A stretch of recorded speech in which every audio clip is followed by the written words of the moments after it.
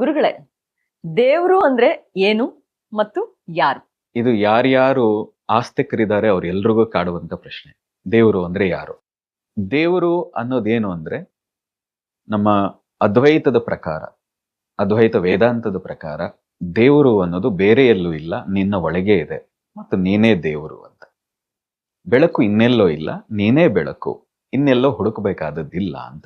ಇದು ಅದ್ವೈತ ವೇದಾಂತದ ಮಾತು. ಆ ಕಾರಣದಿಂದನೇ ನಮ್ಮ ಹಿರಿಯರು ಹೇಳ್ತಾರೆ, ನೀನು ಮನುಷ್ಯನಾಗಿ ಹುಟ್ಟಿದ್ದೀಯ, ಇದನ್ನ ಮಧ್ಯಮ ಲೋಕ ಅಂತ ಕರೀತಾರೆ. ಕೆಳಗಡೆಯೂ 7 ಲೋಕ ಇದೆ, ಮೇಲೆಯೂ 7 ಲೋಕ ಇದೆ. ಮನುಷ್ಯ, ನೀನು ಮನಸ್ಸು ಮಾಡಿದ್ರೆ, ನೀನು ಸಾಧನೆ ಮಾಡಿದ್ರೆ ನೀನೇ ದೈವತ್ವಕ್ಕೆ ಏರಬಹುದು, ನೀನೇ ದೇವರು ಆಗಬಹುದು. ಅದಕ್ಕೆ ಉದಾಹರಣೆ ಇದೆ. ಪ್ರಹ್ಲಾದರು ಕೂಡ ದೇವರಾದ್ರು, ಅಂದ್ರೆ ಇಂದ್ರ ಪದವಿಗೆ ಏರಿದ್ರು, ದೇವರಾದ್ರು.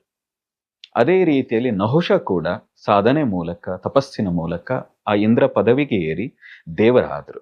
ಅಂದ್ರೆ ಅರ್ಥ ಏನು? ದೇವರು ಅನ್ನೋದು ಈ ಜೀವಕೋಟಿ ಯಾರ್ಯಾರಿದೆಯೋ ಅವರೆಲ್ಲರೂ ದೇವರೇ. ಆದ್ರೆ ಪರಮಾತ್ಮ ಅನ್ನೋನು ಅಲ್ಟಿಮೇಟ್. ಅವನು ಹುಟ್ಟು ಇಲ್ಲ, ಸಾವು ಇಲ್ಲ, ಅವನು ಆದಿಯೂ ಅಲ್ಲ, ಅಂತ್ಯವೂ ಅಲ್ಲ, ಪರಿಪೂರ್ಣನಾದವನು ಯಾರು ಅಂದ್ರೆ ಅವನು ದೇವರು. ಅವನನ್ನ ಪರಮಾತ್ಮ ಅಂತ ಕರೀತಾರೆ. ಪರಮಾತ್ಮ ಬೇರೆ, ದೇವರು ಬೇರೆ. ದೇವರು ಎಲ್ಲರೂ ಆಗಬಹುದು. ಈಗ ರಾಮನನ್ನ ಸಾಮಾನ್ಯ ಮನುಷ್ಯನಾಗಿ ಹುಟ್ಟಿದವನು ರಾಮ, ಆದ್ರೆ ತನ್ನ ನಡವಳಿಕೆ ಮೂಲಕ, ತನ್ನ ಕರ್ತವ್ಯದ ಮೂಲಕ ದೇವರಾದ. ಹಾಗಾಗಿ ರಾಮನನ್ನ ದೇವರು ಅಂತ ಕರಿತೀವಿ. ಹೀಗೆ ಪರಶುರಾಮನನ್ನ ದೇವರು ಅಂತ ಕರಿತೀವಿ. ಖಂಡಿತ ಗುರುಗಳೇ.